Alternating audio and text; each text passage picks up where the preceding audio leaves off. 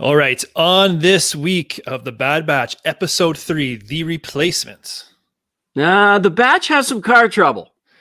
Never judge a book by its cover. And things are not always as they seem.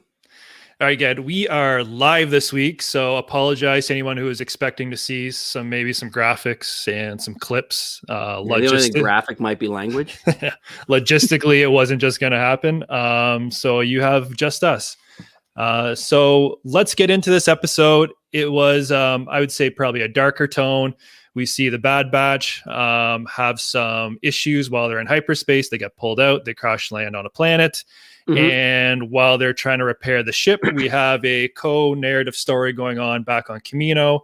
I can't remember. What was the new Imperial officer's name? I can't remember it all of a sudden.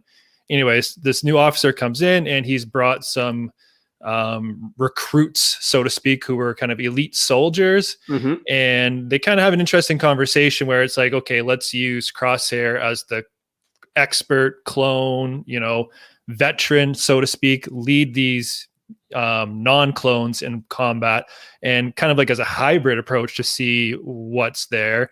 And Tarkin goes to the well and gives them the Onderon mission that the Clone Force 99 had failed.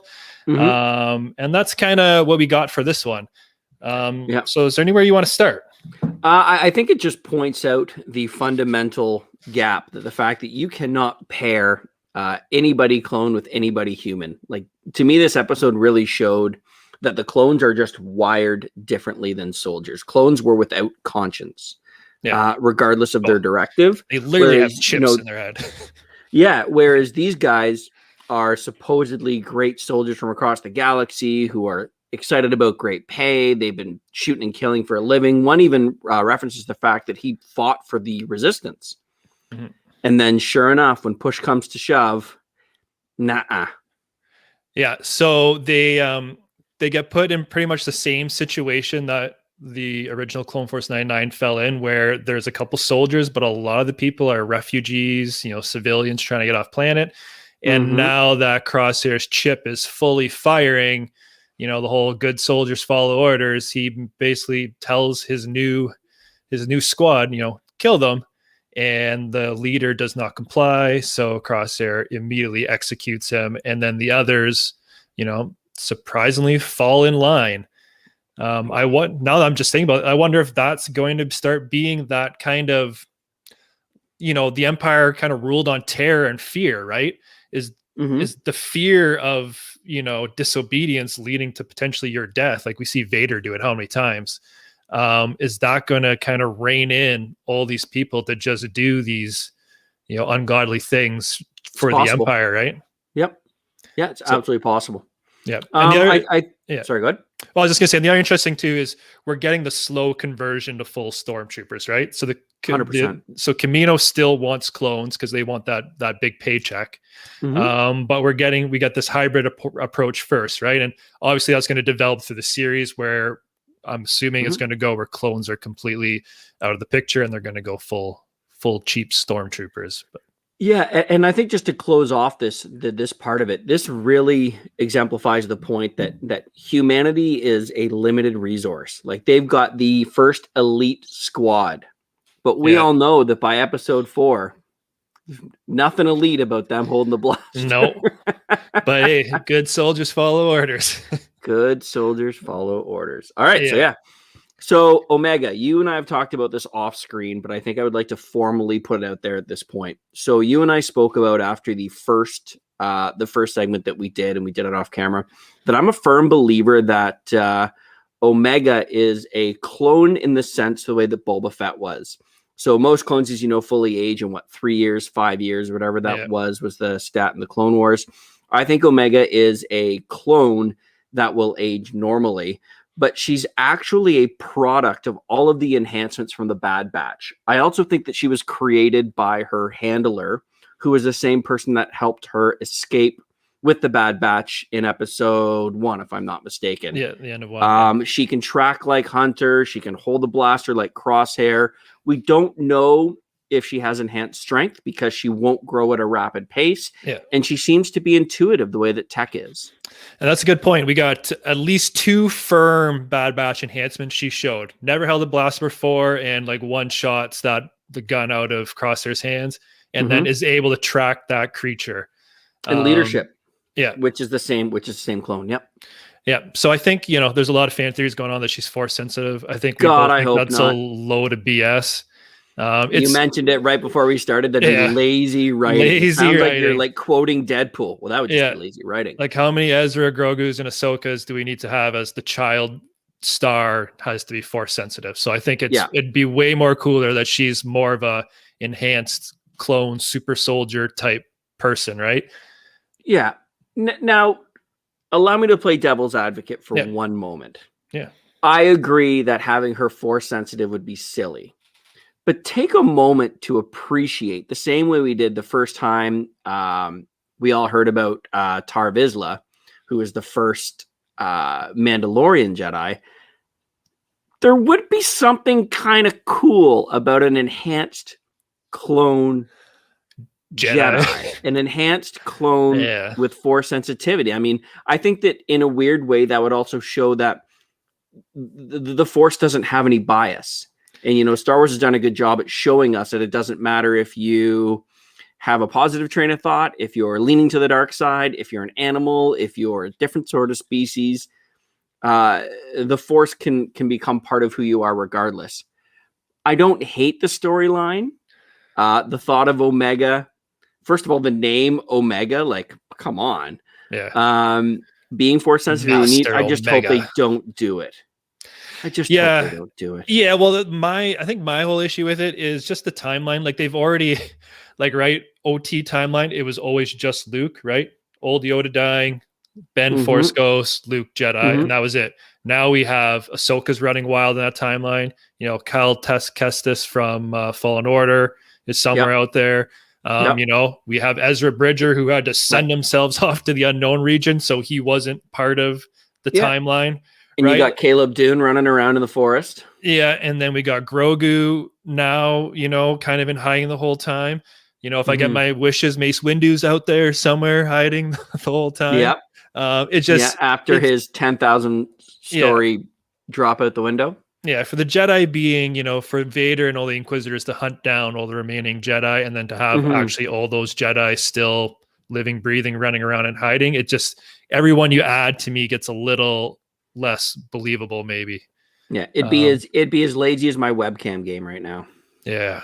Step it up, man. Step it up. Terrible. So I guess to finish the Omega note, there's that little bit of dialogue at the end between the Kamino Lama Su, I think is the president, and again, I can't remember the handler name. The one who I think created Omega. Yeah. So they think that getting the DNA from an enhanced clone is the savior for the clone project, because they mentioned that the original samples deteriorating, which I kind of found, I get it for the narrative, but it kind of seems strange that a huge research place like that's had those enhanced clones living there, they don't have a sample. Like, there was never any need to, right? And it also shows that they're not evil. But they've been tested so many times. And if they hand created Omega, you figured they'd have something to go on in the bank. You're assuming, though, that handcrafting Omega was well known. Yeah. Well, I'm just, you'd figure you'd have some sort of template or sample to go off of. But my thought is that Omega's handler could have a conscience, that they are in possession of a DNA strand that in theory would be a perfect match because it would flow off of Omega's. Yeah. And perhaps there is, and you see that first sign in the first episode when they hold the door open for the Bad Batch to escape. If there was no conscience and this person was strictly business, there's no way they would have got off that hangar. Yeah, and it is, I guess the interesting thing too is you brought it up with Boba. Jango treated Boba as a son, even though he was the clone, right? That's how they kind of treat Omega as well. Like, she's like a daughter, Absolutely. She's not putting through the crazy program. We're trying to raise them outside of this structure, right? Yeah. So that's definitely some interesting points that they're going to explore in the future. Agree. What else did I have here? So let's talk about go back to the Empire a little bit with Crosshair.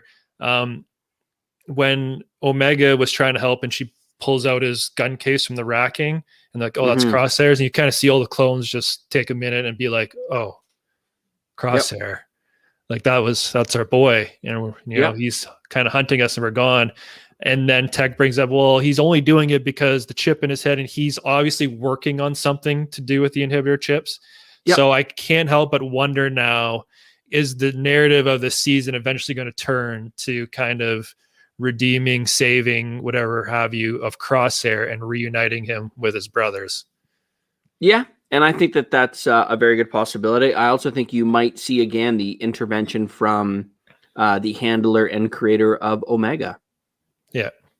And I wonder, I don't know, I have a sneaking feeling that this person who we can't remember the name of is for some reason going to be super integral, a massive integral part of this series. And I really do. I wonder too, are they going to be antagonists or protagonists, right? What's their actual real end goal here, right? Because they seem motivated by money. Like they want that Empire contract. So I can't help but feeling, you know, they obviously care for Omega, but I can't help but feeling their goals might turn maybe a little more nefarious in nature as it goes on. And that's where I think you're going to see the splitting up of the president and the handler of Omega. The president is going to seek that contract. Yeah, we need that. We need that money. Yeah. Yep. Whereas the handler of Omega, it's going to drive me nuts that neither of us remember this. I think that you're going to see that person grow a conscience and end up becoming the defined martyr, unfortunately. Yeah.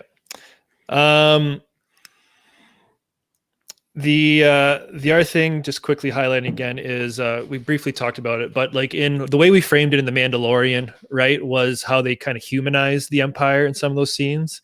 We kind of saw that with those the super soldier, or not the super soldiers, but the recruits, right, the elite soldiers, celebrating them as they come in with the tank. Yeah. And they're like, you know, like, oh, we didn't sign up for this. Like, we're soldiers. We're here to fight, not do this. So like it gives, and even before that, I guess the line was, yeah, the Republic never ever paid this well. And talking about, I got a family. They're giving me house, blah, blah, and, you know, resources. House, pay. Yeah. Yep. So it makes it gives that, it's peeling that onion layer back and making the Empire not so black and white, which definitely adds intrigue. I agree. And then last episode we touched on it was, you know, Tech, Echo, and Wrecker never really had much to do. And same thing this episode. It seems like we're 3 in. It kind of seems like it's the Hunter and Omega show. Yeah, I don't know. I think that there's a really cool moment with Wrecker at the end. Really exposes the softer side of him. That he is raw emotion and rage, but it's not just rage. Yeah, I think that little pieces, but so far the main plot line's been flowing through Hunter every episode. Yeah, and Tech working on whatever he's working on, I don't think is a small thing. Yeah. And then the only other little tidbit I had just to add was the whole the creature feeding on the power source and the crash on the random planet, kind of Empire Strikes Back's vibes, right? When the Minox are feeding off the power couplings. I was literally going to bring that up at the very beginning. Absolutely great shout out. Yep. Yeah. Okay, so if you got nothing else, let's score this. I'm gonna bump this thing up to an 8 flat. Not higher, because I agree Tech and Echo need a little bit of a stronger presence, but way up at an 8 because you see the development even more so of Omega. She's like a sponge, pick stuff up. 8. Yeah, I'm pretty close. I'm gonna go 7-9.